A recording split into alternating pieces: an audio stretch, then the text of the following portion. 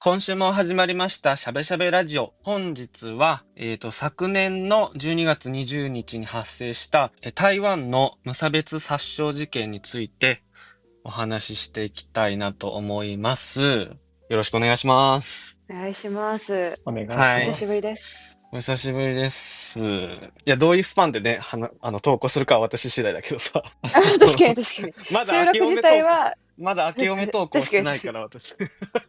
せっかく収ほんまやほんまや。録したのに。あけ、もう早くしな。ほんまやほんまや。明日頑張ろう。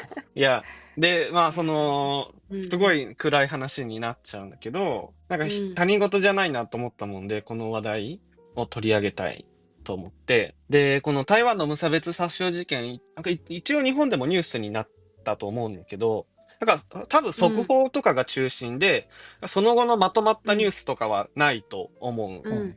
うのよ。で、まあ結うん。局はその他国のニュースだからしょうがないとは思うんだけど、まあこのポッドキャストではなるべく台湾側のニュース報道をもとに事件概要を整理してみましたので、それをお伝えした後に、一つだけこの事件の争点を挙げたいと思うので、まあそれについて議論していきたいと思います。はい。はい。で、事件概要に入る前にちょっと言っておきたいのですが、精神的に元気じゃない方とか、ネガティブなニュースが苦手な方は、ここで聞くのを控えてくださって構いませんし、無理だと思ったらすぐに聞くのをやめていただきたいなと思います。で、私も実際こういう辛いニュースはすごく苦手で、テレビのニュースつけると、まあ、日本中とか世界中の悲しいニュースばっかりじゃないですか。負面だ。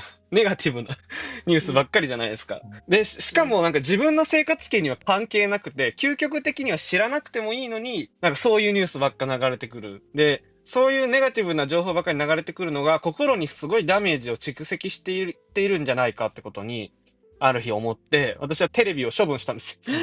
そうなんだよ。何年か前に。2年前かな。うん。うん。うん。3年前か。に処分したら、すごく楽になって、うん。うん。けど、なんか実家に帰るとそのおばあちゃんがニュース見てたりするじゃないですか。だからそれがすごい苦手で、私は。で、まあ話を戻すと、苦手な方を聞くのは控えていただいて、精神的に健康でかつ、この話に関心がある方が聞いてくださればと思います。で、事件がどこで起こったか、無差別殺傷事件がどこで起こったかっていうのが、台北駅から中山駅ってところなんだよね。うん。台北駅っていうのは、日本でいう東京駅みたいな感じで、国鉄と新幹線と地下鉄と空港線が乗り入れている、すごい大きな駅で、桃園空港から、日本でいう成田みたいな大きい空港から台北市内に移動してくるときはもちろん使うし、台北から地方に旅行に行くときとかも、国鉄とかね、新幹線とかに乗るために使う駅で、なんで私がこんな台湾のことを喋っとるかっていうのを言った方がいいのかな初めての方もおるかもしれんそうだね。なと思って。そうそう。うん。私は、学部から台湾のことを勉強してて、学部時代に1年半台湾に留学してました。で、今大学院で台湾研究をしています。で、葵ちゃんも学部時代に台湾に留学してたんだよね。1年行ってたうん。いや、半年だけ、私は。半年か、言っとったので、なんかすごい、なんか他人事じゃないニュースだなと思って取り上げてるんですけど、で、台北駅はそういう大きな駅で、中山駅も、あれだよね、繁華街っていうかさ、若者のショッうん。ピング、なんだ、全品は百貨店か、があうん。る駅、主要なうん。駅で、地下鉄が赤線と緑線っていう路線が2路線乗り入れとって、全品っていうおしゃれな百貨店があり、うん。美容院とかもたくさんあるね、あそこら辺。うん。あるある。私もそこの一つの美容院に行っとったけど、まあ、とにかく、なんか、台北駅も中山駅も多分、私もそうなんですけど、葵ちゃんも利用頻うん。度めっちゃ高かった駅やと思うよね。うん。うん。台北駅から中山駅は、地下通路で繋がっとるよね、多分、確か。うん。うん。地下鉄の方がね。で、歩いてうん。行けると。中山駅が東京駅から有楽町って歩いて行けるっけどうやろ大手町とか大手大手町とか町とかの行ける。感じかな。うん、でもなんかわからんけど。繁華街っうん。ぽい感じだったらさ、有楽町とかだよあ、ね。そうね。そうね。なんか名古屋とかやった隣に伏見とかさ、栄とうん。うん。うん。かの感じ。うん。大阪で言うと梅田からどこなのね、福島とか、そんな感じ。うん、かな。そんな感じかな。すぐ隣にある大きい駅みたいな感じかな。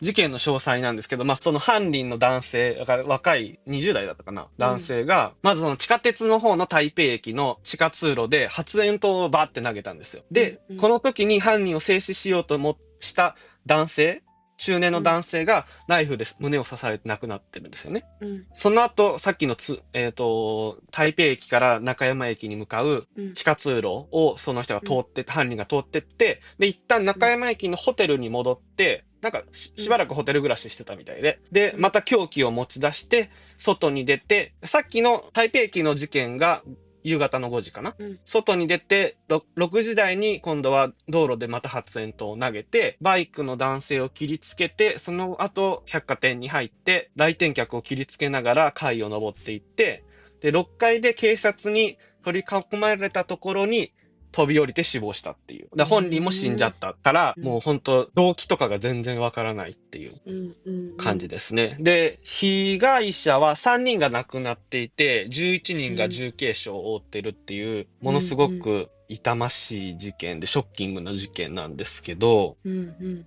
なんか誤解してほしくないのは、普段ものすごく治安がいいんですよね、台湾って。で、特に台北は世界のなんか世界の都市の治安ランキングとかで常に上位なだけに、なんかこの事件は台湾の歴史に残るものになるんじゃないかと思うんですけど、あとは犯人の背景なんですけど、大学を出た後に中華民国の空軍に入って、その後なんか除隊かな抜けてるんですけど、あるメディアはね、犯行に至った背景に彼の社会的な孤立があるんじゃないかっていうふうに言ってて、なんか人間関係がものすごく希薄で、その孤立から反社会的な精神が芽生えたんじゃないかっていうふうに言ってるメディアもある。けど、でも動機については本当犯人が死亡してるので、もう捜査は進んでるけど、あまりこうオープンになってないし、多分もう本当わからないことが多い。が、宗教政治目的のテロは否定的であるというふうに言われていて、当局が言うには社会的に注目を集めたかったタイプなんじゃないかっていう推察も出てきてるみたいです。で、私、このニュース、その事件当日に台湾人のネット友達から連絡で事件を知って、もうなんか iPad で YouTube の台湾のライブニュース開いて、もうなんか被害者リストにとにかく私の知り合いがいないかって、もう被害いないでほしいっていう祈りながら被害者リストをこう更新されるのを見てた感じで、まあ結局私の知り合いはいなくて、幸いにもいなかった。で、若い世代の被害者もいなかったんですけど、私の友人の母親の同僚が亡くなったっていうストーリーを見て、それはすごくショックだなっていう感じかな。その3人のお一人だったってこと？ああ、そういうことだと思う。まあ、事件概要はここら辺にしておいて、今回話したいのは、犯人の親には責任があるのか、犯人の親は謝る必要があるのかっていう論点なんですよ。というのも、その事件後に警察署から出てきた犯人の両親に、ものすごい数のメディアがカメラを持って押しかけてコメントを求めたんですよね。で、結局後日、両親はメディアの前でこう謝罪するんですよ。本当にごめんなさいって。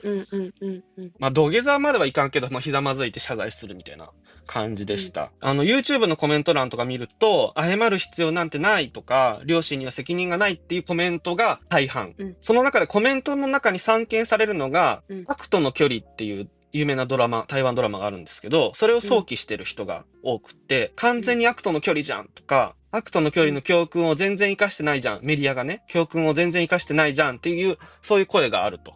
ここでちょっと台湾のこの社会的な文脈を知っておく必要があるんですけど、この2025年のこの事件が起きる前、2014年にも似たような事件が起きてるんですよ。2014年には台湾の、またこれも台北、新北の新北かの地下鉄で起きた無差別殺人事件があって、この時は4人が亡くなっていて、24人が負傷しているっていう事件があるんですよ。台湾人は今回の事件でこの2014年の事件を想起するわけなんですよね。規模は違いますけど、日本でいうとこの地下鉄サリン事件みたいな感じで、こう、社会全体が覚えてる重大な事件の一つなんですよ。実際にね、今回の犯人も、この事件を参考にしていたんじゃないかって言われてて、もう大量にその2014年の、地下鉄の無差別殺人事件について調べていたっていう履歴があったみたい。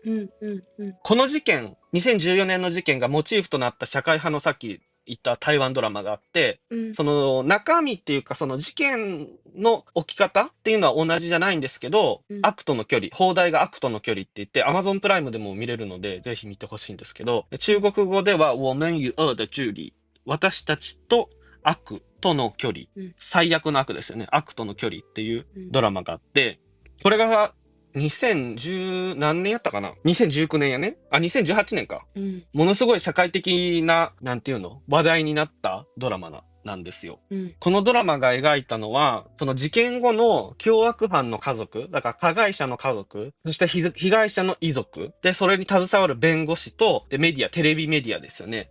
を、こう描いていくわけなんですけどね、私がそのドラマですごく印象に残ってるのが、そのメディアが、テレビ局が公共の利益みたいな感じで、そういうの掲げつつ、被害者家族とか加害者家族を無理やり取材して、で、うん。何年経ってもその家族とか、ドラマで取り上げられるような妹にまでこう、うん。監視が社会的とかテレビ、メディアの監視が続くわけですよ。その、加害者家族の両親は経営してた店を、台北の店を売り払って、郊外に住むようになるんですけど、それもメディアによって暴かれちゃって、安定した生活が家族が全然送れないっていうドラマだったんですよね。このドラマは、そういうメディアのあり方に対して、台湾社会で大きな問題提起をした。で、ものすごく多くの人が見たドラマなんですよね。にもかかわらず、メディアは今回も同じように加害者の両親にカメラを向けて、執拗に追いかけて、で、そして謝罪する姿を報道した。っていうところから、それでも親に責任があるのか、なんで親が謝らなあかんのか、そのドラマから何にも変わってないやないかっていうのをコメント欄でこう議論があったし、こうネット上でもこういう議論があるっていうのが現状なんですよね。まあそれはネット上の議論なんで、まあ本当沈黙してる人たちはわからないですよ。実際に。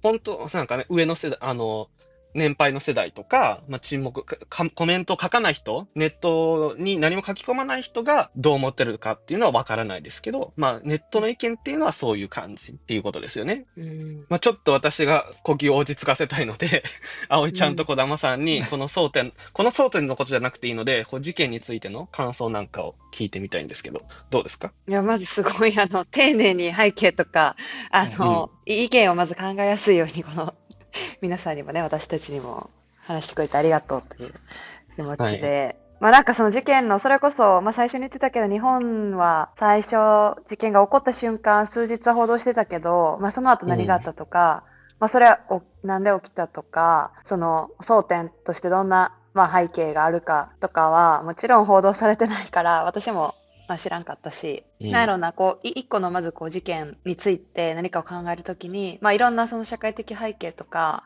過去にどういうことがあったのかも含めて、こう自分のうん。意見を持つみうん。たいなスタンスとしてすごい大事やなっていう、ちょっと今、抽象的な角度からうん。うん。うん。まずね、うん。思ったっていう、勉強になりますっていうのと、まあこの事件に関しては、そうね、話を聞く前は、私は正うん。直、もう本当事件の表面で、自分の子供が犯した犯罪に対して、親がある程度の一定のなんか責任を感じて、それに対して何か行動を起こすっていうのは、私は必要、やり方とか、周りがどういうことをするかっていうのじゃなくて、親の責任としてあるんじゃないかなっていうのは、うん。今の話を聞く前は思ってました。うん。で、その本人がどういう環境でいたとか、動機がわかんないから、もう本当に何もね、うん。もう全部憶うん。測でしか話せないっていうのが難しいけど、うん。少なくとも家族、身内であるというのは、その人の生きてきた時間に何かしら関与してつながりがあるから、別にその、なんやろうな、被害を受けた方に、まあ、両親が何かこう関わりに行くっていうような、まあ、行動は必うん。要っていうかあってもいいと思ったし、自分が親の立場だったり、自分の家族が何かに巻き込まれたり、巻き込む側だったりしたうん。時に、無関心では間違いなくいないから、うん。まずその前提として何か行動をするということは別におかしくないと思っている、うん。思った。まあ、ただそれ以降の問題よね。そのいろいろあるのは。うん。で、そうね。なんかその、いや、写真は見たんよ。ご両親が、うん。うん。すごいもうひざまずいてうん。うん。謝罪をされているっていう写真を見たときに、なんかご両親が手をつなぎながらひざうん。まずそうそうそうそいう。ている写真だったんよね。多分聞いてるうん。方ももう調べたらすぐ出てくると思うんですけど、うん。あれはなんかもう、本当になんていうんやろ。もうめっちゃ極端な例で言ったらもう小学校のなんか弱い者いじめみたいな感じの、それを見ている気持ちに私はさせられたといううーか、ん。もうご本人が亡くなっちゃったから世の中の気持ちの生きどころがないうん。し、うん。うん。それを届けれるのがもう名前も誰かも身元が分かってるご両親しかいないってうん。いう、うん。うん。うん。なんかすっごいこうシチュエーション的にそういくような世の中の人の気持ちはみたいな状況やったなと思って、なんかまあだから許容できるとかじゃないけど、今回の事件に関してはすっごくそれの、なんかご両親も多分本人が生きてたら世の中の批判とかバッティングが本人に向いてたものをもう全部肩代わりしたみたいなあ感じやあ。なと思って、私は。それがすっごい悲しかったし、多分きっと世の中はご本人が生きてたらご両親に対する態度も違うかったやろうから、なんうか結ん。局誰が責任を負うかっていうよりかは世の中がその事件に対して感じた感情とか鬱憤をどこかに吐きたいだけのなんか感じなのかなとか思って、なんかそれが腹立たしいよねって思いましたっていう。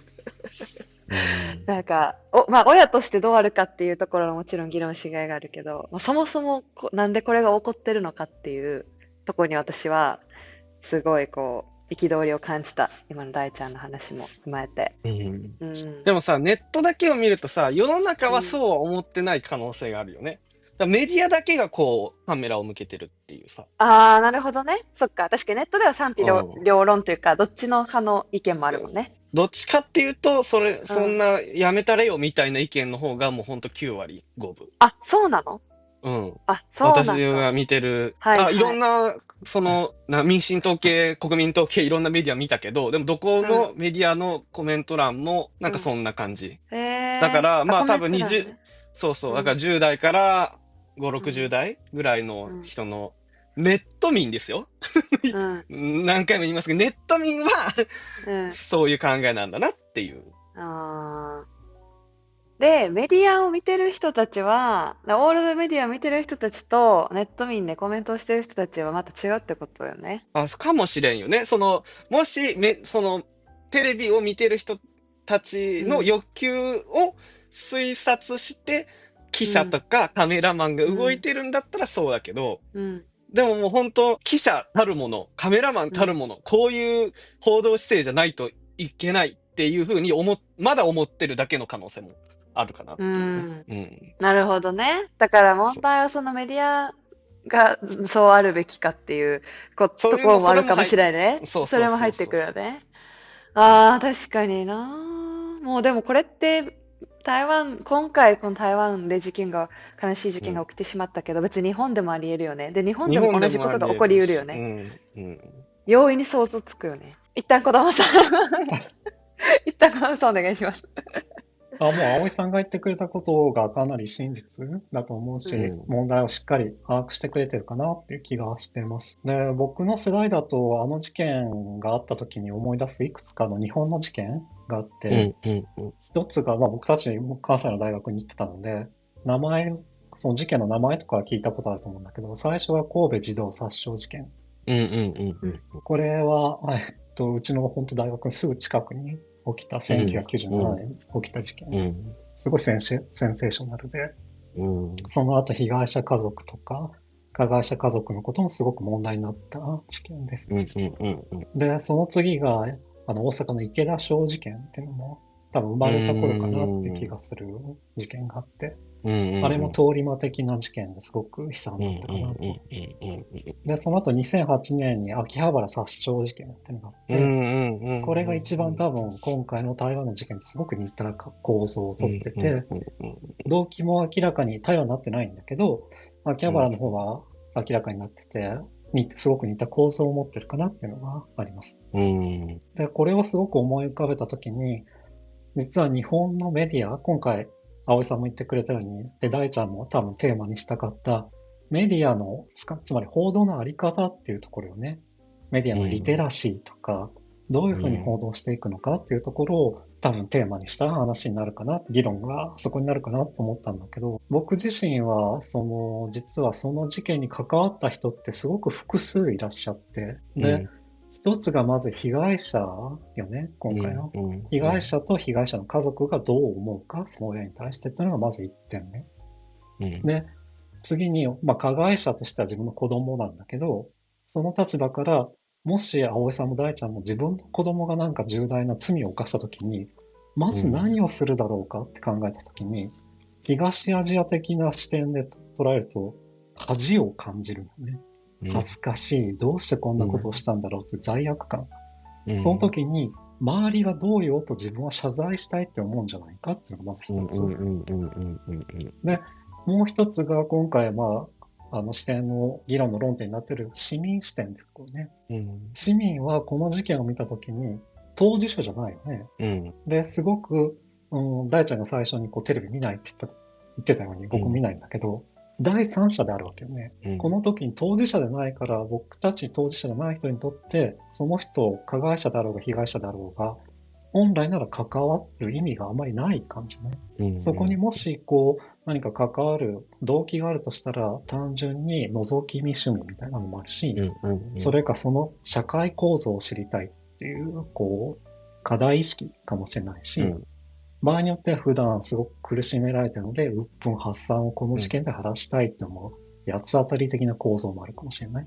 これはまた市民の人それぞれによって見方も違ってくるので、どう捉えるかっていうのが難しいっていう点と、あと、ちょっと最後メディアの話もするんだけど、国家視点だよね。国家としてこの事件を犯した人に対して、どう賠償するのか、どう罪を償わせるのかっていう、法治国家としての視点っていうのもあるかなっていうのが一つだと思う。で、最後はメディアとして、メディアでも日本も今もそうなんだけど、バラエティ系メディアがこのニュースを取り上げるのと、それから報道系メディアがこれを取り上げるのとは意味が違ってくるよね、求めるものが。なぜかってメディアそのもの、オールドメディアであろうが、YouTube だろうが、ニューメディアだろうが、自分たちの再生回数とか視聴率を上げたいっていう、どうしても超えられない構想があるわけよね。そうした場合、世間がどう見ようが、自分たちの売上広告収入につながるとか、再生回数につながるんだったら、よく最近ではないけど、迷惑系 YouTuber みたいなのが一時期流行ったけど、とにかく取り上げられやす、センセーショナルなものだったら取り上げたいっていう構造ができてしまう。それとは別に、これは市民の中でも一緒だけど、やっぱ構造を取り上げたい。その社会課題は何なのかっていうのを知りたいっていう報道系もあるので、この論点によってはやっぱ違って評価っていうのは違ってくるかなっていう気がしています。っていうのがちょっと僕の個人の考え方かな。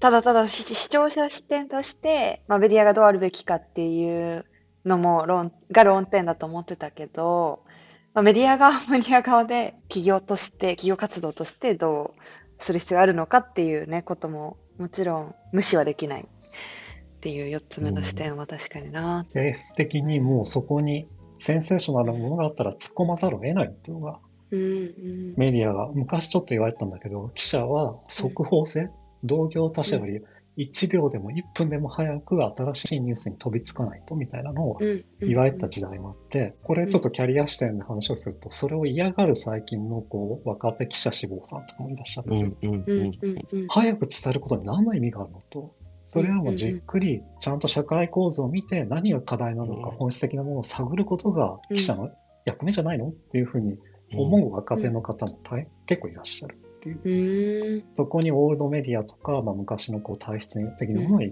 嫌がってる人もいるかなっていう。面白い。面白い。めっちゃ勉強になります。そういうなんだろう、そもそもメディアのあり方にそういうところから疑問を持ってる世代というか、そういう派もいらっしゃるっていうことなんですね。このポッドキャストもね、そうよね。その速報性全然重視してない。速報性全く重視してないし、もうこのゆっくり、もう1ヶ月弱経ってから、ゆっくり掘り起こしてね。掘り起こして。わざわざ掘り起こして議論してるわけですけど。でもうさ、そもん。そもちょっと、そのね、最初議論してた争点とずれてるけど、でもほんまになんか、なんやろ、流行りやから、それこそタイムリーにその話題を出したら視聴回数とか再生回数って伸びるかもしれへんけど、風化するやん。そのタイムリーなことをタイムリーな時にタイムリーな熱量で話して、1ヶ月後にまた新しいホットなニュースについてピックして、まあそううんうんやって、うん。なんか、すごい人の命とかが関わってることとか、なんか、マイナスな出来事とかがメディアに消費されている、まあ我々のポッドキャストももしかしたらそうなり得るかもしれないけど、なんかそういう状態ってめっちゃ嫌かもって今思った。というね、感想ですけど。なんかね、どういうこと？だから、その1ヶ月、例えば昨日事件が起こって、うん。もう急いで、もう今ある情報の限りで情報を集めて、例えばポッドキャストを収録して、まあ話せて、ホットな情報やから、まあ視聴者もつく。でも、うん。それをそのタイムリーな状況で聞く人と私たちもタイムリーな状況で話して、まあ、コンテンツとして成立する。うん。で、視聴者もニュースでやってるから聞く。うん。でももう1ヶ月後にはそれを忘れて、また違うニュースうん。について、まあ話したり、タイムリーな情報について議論したり考えたりする。で、まあその議論してること自体はいいけど、うん。別にその場でホットな話をするのが目的じゃないやん、本当は。うん。ちゃんと、まあ聞いてる人とか我々が大事な哲学的な問いとか、なんかね、今日のそのメディアとしてのあり方とか、両親はどうするべきかっていう、ほんまに大事な人として考えていかなあかん問いを一コンテンツとしてずーっと消費し続けてる感覚が私はすごい違和感を感じたっていうのやねんけど、伝わるかな？ごめん、私の説明、なんか、伝、伝、伝わらない。これはどうしよう。この違コン和感。テンツを消費していくっていうのが嫌なんよね。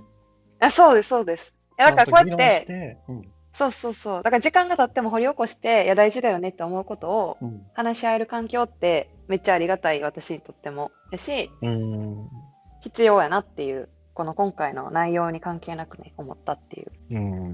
だってもう実は誰も多分おらんそこが、と思うで、この事件のうん。ことについてこんなに議論してる2000の代みたいな。日本しかも人。日本でねっていう。そうそうそうそう。でも、これを考えることにすごい意味はあると思うし、これを聞いた人が、あ、この事件ってこういうことだったんやって知れることって時間が経ってもめっちゃ大事うということがん。言いたかったです。はい。で、大ちゃんはどういうのっていうのを聞きたかったんですけど、そろそあ、ろ戻っていい私、ですか？うん。私か。うん。私はね、なんか、うん。そのコメント欄を見たときは、うん。どっちかっていうと、コメント欄に賛同的なんかリベラルな立場からも、うん。台湾もさ、日本と一緒で、こう、東アジアのさ、家中心的な文化でさ、こう、なんかね、伝統的な価値観からすると、親にも道義的責任があるだろうって声もあるけど、いや、でも、今は個人の時代なんだから、成人したら一区切りつくんじゃないですか？親は関係ないんじゃないですか？っていう、その、潮流に、なんか理解はなんかその時は理解できたんだけど、最近のね、個人的なエピソードを話すと、うん。この前、まあ、全然関係ないんやけど、この前 LINE でね、LINE のメッうん。セージで母親に、お前から受けた虐待の数々忘れてねえでなって言ったの、私。もう攻なんか、めたね。いろいろ、母親全然、なんかね、最近話が噛み合わなくなってきて、まあ多分頭おかし、またなっとるんだろうけど、噛み合わんくなってきて、で、結構ね、私に対してはすごい当たり強かったの、母親って。で、下二人にうん。対しては甘かったの。うん。だけど、同じように育てたはずなのにねって言われたの、この前ね、うん。うん。LINE で。それが、なんか頭に残っとって、数日後に、これどういうことやねん、ボケ、みたいな うん。うん。うん。う言って、ん。で、お前に受けた虐待の数々忘れてねえでなって言ったの。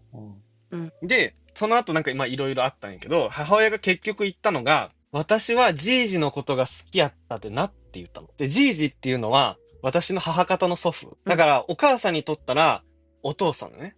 うん。うん。が、まあ子供に対する暴力的なしつけが多かった人なの、そのジージが。うん。おじいちゃんがうん。ね。で、母親が何が言いたいかっていうと、私は自分の父親をリスペクトしてたから、あなたに同じようなしつけをしましたと。っていうことが言いたい。じゃあこれって、じいじにも責任あるんじゃねって私は思ったの、これ。確かに、母親は成人してました。多分未熟かもしれないけど、ね、24歳で私を産んで未熟だったかもしれないけど、成人してたから、自分の意思で暴力をしないっていう選択もできたはずなんだけど、でも、彼女の中には、じいじっていうすごい大きな存在があったわけよね。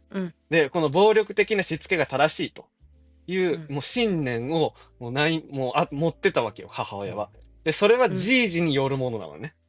じゃあ、じいじって、今も影響を与えてるんだから、法的な責任はないかもしれないけど、何らかの道義的な責任はあるんじゃないかって思って、じゃあ、いや、今回の、犯人の両親が、どれだけその子供に対して影響を与えたか、あるいは与えなかったのかっていうのは分からんけど、でも親って同じ家族っていうコミュニティ、いろんなコミュニティに属するけど、家族っていうとりあえずのコミュニティがあって、そこで影響を与えたか、逆に与えなかったことによって何かなっちゃったのかもしれないから、じゃあ、責任はあるんじゃないかっていう考えになってきたっていう最近の私のこの母親との会話を通じて思ったっていうね。でも私はリベラル勢力だから、リベラル勢力はもう個人に重きを置くわけよ。どうやったって。だから、それとの葛藤がある、私の中でのこの考えのこの、なんていうの、わーってね。いや、家もあるよな、親もあるよな、でも個人は個人だよな、みたいな、この、頭の中で、そう、リベラル大生と保守大生が戦ってるということですよ。ちょっと問いかけていい？はい、どうぞ。キャリアの世界でもあるので、ちょっとここに関連するんやけど、よく、企業の社員さんが不祥事を起こした。今日ちょうど生命保険会社ある、収録日はちょっと出せないけど、ある生命保険会社の社員かな、30人くらいが、違う。何百人かが31億保険会社の顧客さんから詐欺をして、で、代表が辞めたっていう事件が今日出てるのね。で、ものすごいやばい事件なのよ、これ。一人がよく詐欺やったみたいなのは個人の責任であるんだけど、集団でそれぞれ個別にやってたっていう、とんでもない事件なんだけど、ちょっとこれは別として、実は企業の社員さんがある殺人事件を起こしたとか、詐欺を起こした場合、よく企業のトップが謝罪する映像って、見かけるよね。ありますね。これよく考えてみて、みんな当然成人してるよね。で、会社が教育するんやけど、一応社員教育とかするけど、会社が謝る理由ある？何の理由で謝ると思う？親よりもはるかに関係性薄いよね。でも、例えばちょっと嫌な話だけど、葵さんが何か交通事故を起こして、たまたま人跳ねてしまった。それがメディアに漏れたら、多分、葵さんの会社の代表は謝罪コメント出すかもしれない。有名な会社になるとね。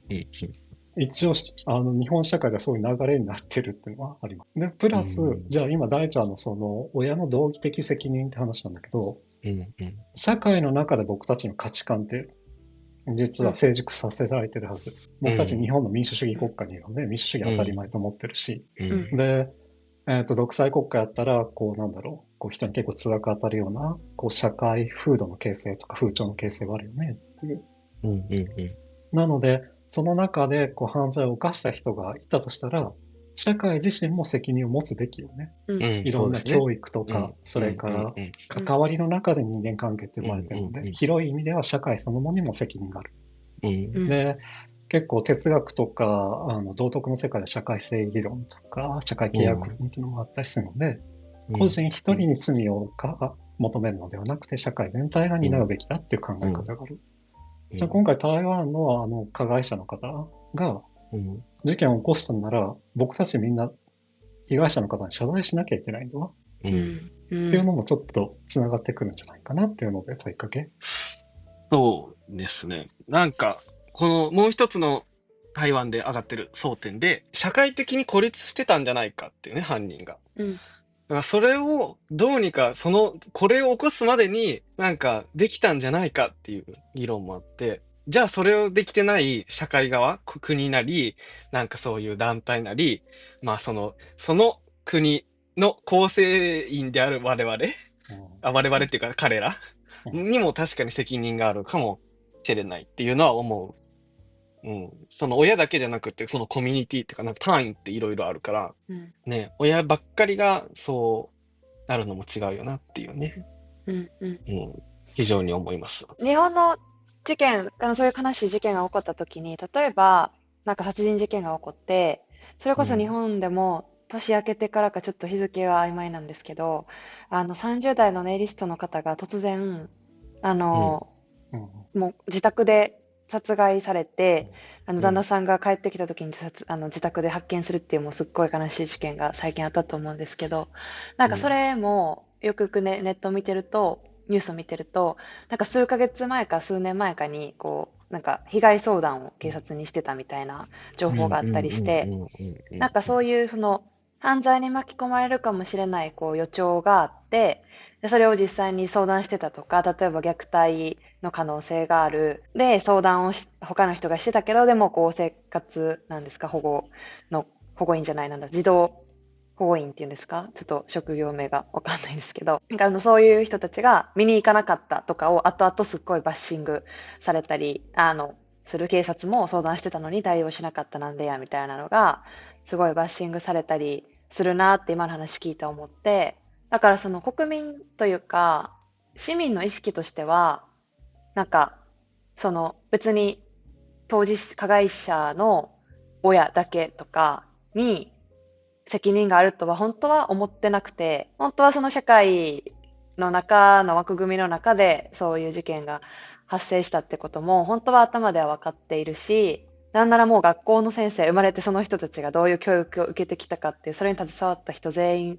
関係者やと思うし、でも、なんで今回の事件でこうなったかって言ったら最初の論点に戻ってきて、やっぱメディアの報道の仕方なんやなっていうのが一周回って私は今納得して、ああ。すごい今最初に戻ってきた頭の中が。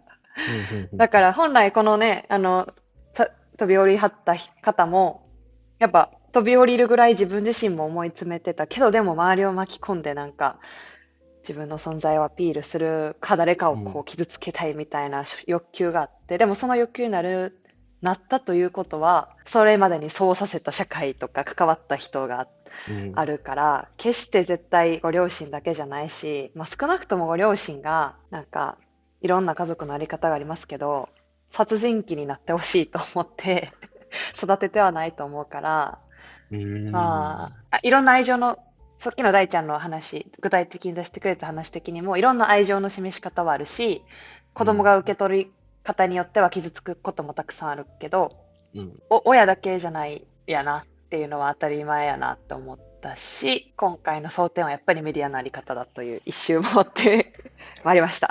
私は。うん。でも大ちゃんのさっきの話はめっちゃ実うん。体験で話してくれたから、うん。そもそもみんなそういう実体験をもとに自分の意見も持ってたらいいよなって思った。なんかメディアおお。にコメンおお。トしてる人ってさ、なんか、ないああ。やん。ないのにもうなんかさ、それ確かに。こそ児玉さんさっきおっしゃってたんですけど、本来関係ないから別に関心を持たなうん。くていいことなはずうん。やのに、うん。ブーストするわけやん、こういう事件って。うん。うん。で、みんなうん。別に実体験ある人が意見持ってるのはいいけど、便乗して、なんか、バーバー言う人たちもいるわけやん、もう。なんか、そういうの嫌やなっていう、またちょっと違う意見、私の中で芽生えました。っていうね。なんか今日サバサバ系葵ちゃん。え今日サバサバ系やな、なんか。切るね。違うんですよ。私はその、一周回ってすごい今すっきりしてるんですよ。12月あまでの、なんか、あ。ああ、そうなんや。なよなよ、なよなよああ。私がなくなり、はいはい。なよなよ迷い、パニック、ああ。ね、あんまりこれ言ったか忘れましたけど、ちょっと12月、年度末ですね。2025うん。年度末、ちょっと疲れてて、心うん。身ともに。でちょっとあんうん。まり頭も、回転も良くなく、なんかう自分のん。感性も鈍ってたんですけど、年が明けまして解放されましたという。研ぎ澄まされとるね。いいね。いいね、いいね。はい。というね。なんか私もその自分を隠しちゃう癖があるから、うん。ちょっと2026年はちゃんとこう自分っぽく言おうと思ってっていうね。ちょっとずれた。そうだ、でも自分をこう伝えるって大事ね。そう。大事。や、自分を守ることも大事だけどね。そうね。そうそうそう。そうね。そのさじ加減はね、自分と相談しながらやらなあかんけど。それでいくと自分の守り方が分かってきたんですよ。うーん。うんうん。スケジュールに余白を入れるっていうめっちゃシンプルいやいやいやいや、な。大事大や事ね。で。うんいや、でもこの年でそれに気づくっていう、超絶の遅さ。いや、早い方よ。いや、早いですか？早いよ。仕事しだしてすごくよくできる。で、責任感が強い人ほど、多分20代結構乗り切る人も多いんだよ、気合で。うーん。で、結婚して子供ができて初めて自分ではコントロールできないこととか、部下ができて自分の思い通りにならない部下ができて、なんて自分ってできないんだろうって気づいていく30代結構危ないんだよ。そこまで気づかない人は多い。ちょっと早かった。早早かったく気づいた。いや、なんか3連休私もう全然予定入れなかったんですよ。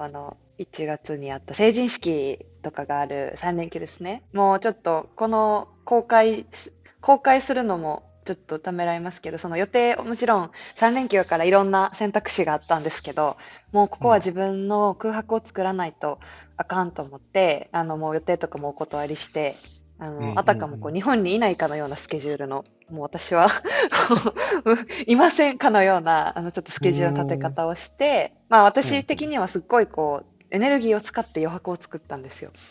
予定断るのとか苦手なんで。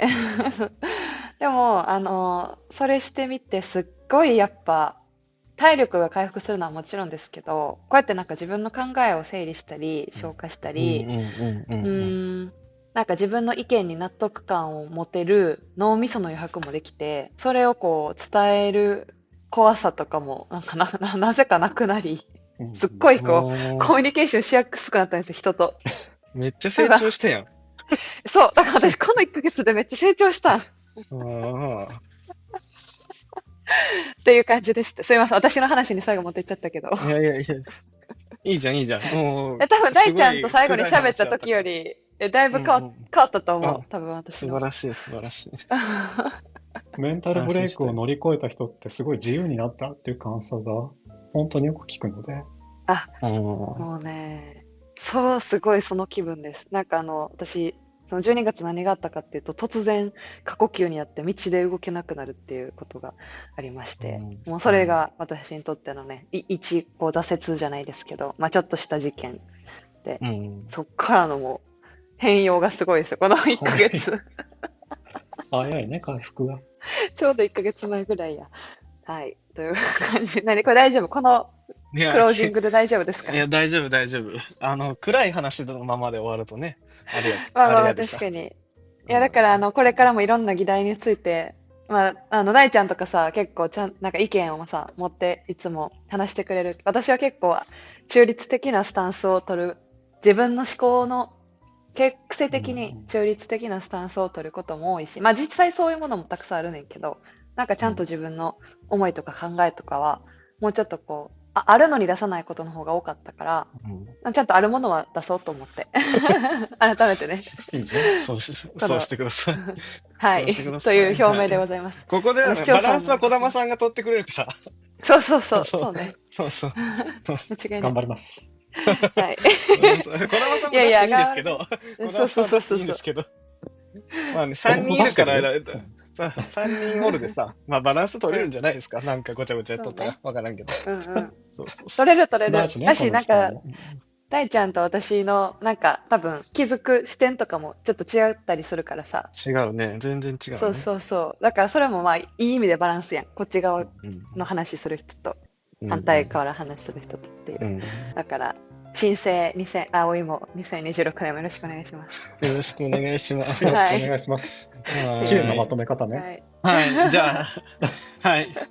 エンディングします。本日も最後までお聞きくださいましてありがとうございました。しゃべしゃべラジオをお聞きの皆様、ぜひぜひチャンネル登録をお願いいたします。YouTube のお聞きの方で今回のポッドキャストが参考になったという方がいらっしゃいましたら、高評価ボタンを押してくださると嬉しいです。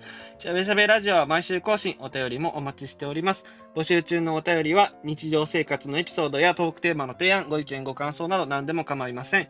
エピソード概要欄に掲載している Google フォームにご入力ください。また、メールアドレス、しゃべしゃべ radio@gmail.com、shabesheberadio@gmail.com に直接お送りいただいても構いません。お便りお待ちしております。以上、岐阜県生まれ、台湾の歴史が専門の社会派大学院生大生。大阪生まれ、言葉の力を信じる旅人、聞いて話して突っ込んで、あなたの世界をちょっと広げる社会人2年生、葵。キャリアの相談を通じて悩んでる人の幸せに貢献したい児玉の3人でお届けいたしました。そんなまた、しゃべしゃべー。